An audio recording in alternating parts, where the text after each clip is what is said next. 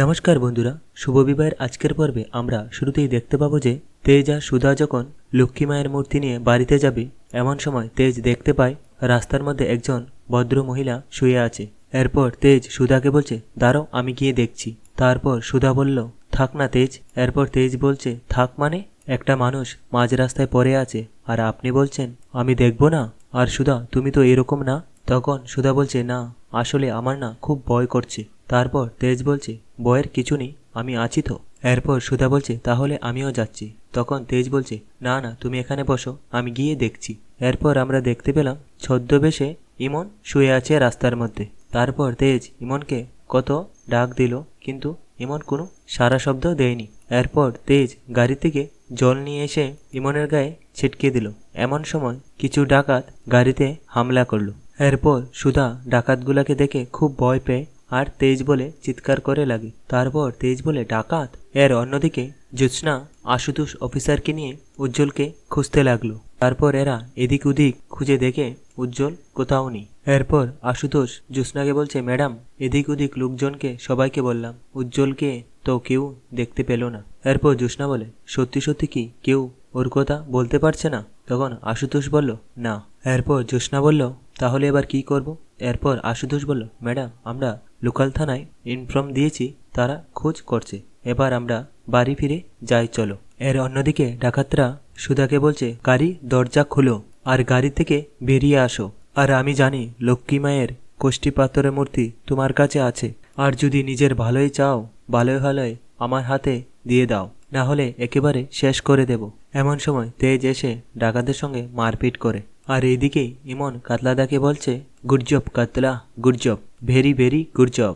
আর এতদিনে তুমি একটা কাজের কাজ করেছ, এবার তুমি দেখবে ওই মূর্তি আমাদের হাতে আসার থেকে কেউ আটকাতে পারবে না। এরপর কাতলাদা বলছে, হ্যাঁ ম্যাডাম। এমন সময় কাতলাদার মোবাইলে পরেশ ফোন করেছে। এরপর পরেশ বলছে, বস, আমার বাইক পাংচার হয়ে গেছে, পাংচার ঠিক করে আমার লোকজন নিয়ে পৌঁছতে সময় লাগবে। এরপর কাতলাদা বলছে, মানে ওরা আমাদের গুন্ডা নয়? কাতলাদার মুখে এই কথাটা শুনে ইমন বলছে, কি কি বলছো কাতলা? এরপর ডাকাতদেরকে দেখে ইমন বলছে, এ তো মনে হচ্ছে আসল ডাকাত, তেজকে তো মেরে ফেলবে। ও মাই গড, এই বলে কান্নাকাটি করতে লাগলো ইমন। এমন সময় একজন ডাকাত এসে ইমনদেরকে ধরে ফেলে। তখন ইমন বলছে, আমার কাছে একটা ডিল আছে, আমরা ওই মূর্তিটা বিক্রি করে 50-50 করে নেব। তখন ডাকাত বলছে, না। আর এদিকে সুধা বলছে, না না, আর কোনো উপায় নেই, তেজকে বাঁচাতে হলে আমাকে সামনে যেতেই হবে। আমাদের এই বংশের মূর্তিকে আমি কিছুতেই ডাকাতের হাতে তুলে দিতে পারি না। তাতেও যদি আমাকে মিথ্যে বলতে হয় তাহলে আমি সেটাই করব। শুধু তুমি আমার সাথে থেকো ঠাকুর।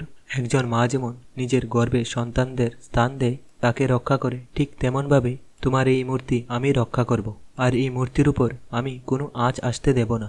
এরপর সুধা গাড়ি থেকে নেমে বলে, আমাদের কাছে কিচ্ছু নেই, আর আমাদেরকে যেতে দিন। তখন ডাকাত বলছে, মিথ্যে কথা বলছো তুমি, আর মূর্তি তোমার কাছেই আছে।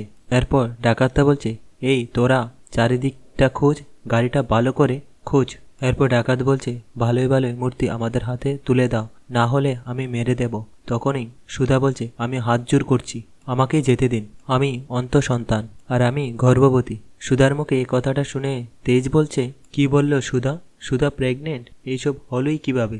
এরপর ডাকাতরা সুধা আর তেজকে তাদের আড্ডায় নিয়ে আসে। তখন সুধাকে যখন একজন ডাকাত বাঁধতে যাবে, তখন ডাকাতের সর্দার বলে, না, তুই জানিস না, ছোটবেলা আমি মায়ের আদর পাইনি, তাই আমি প্রতিজ্ঞা করেছি যে কোনো ছেলে তার মায়ের আদর থেকে বঞ্চিত হবে না।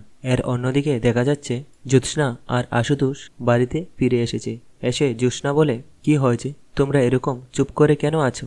তখন তেজের বাবা বলছে, সবাই পৌঁছে গেছে, তেজ আর রাধামা এখনো পৌঁছয়নি, আর ওদেরকে ফোনেও পাওয়া যাচ্ছে না।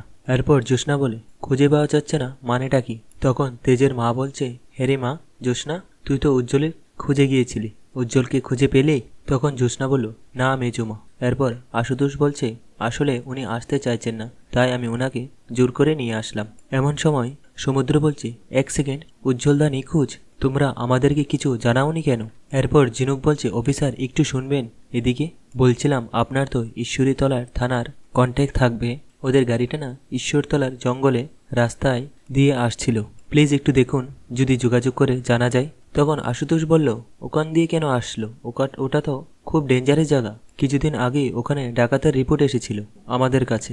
তো বন্ধুরা, আজকের পর্বটি এখানেই শেষ হয়ে গেল।